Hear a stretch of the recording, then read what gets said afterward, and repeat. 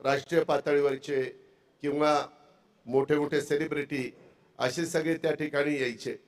मी थोडंसं हळूच कोणाला तरी विचारलं, काय ह्यावेळी सेलिब्रिटी आले नाही?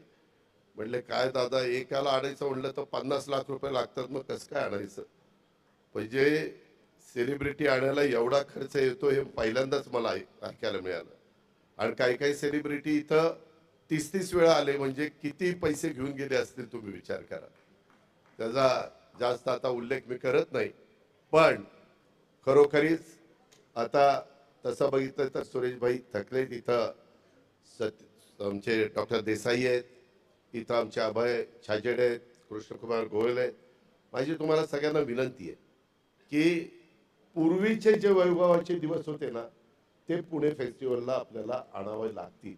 त्यामध्ये आमचा पर्यटन विभाग इथं आता सतेज पाटील आहे, रवींद्र आहे, आम्ही सगळे इथं आहोत.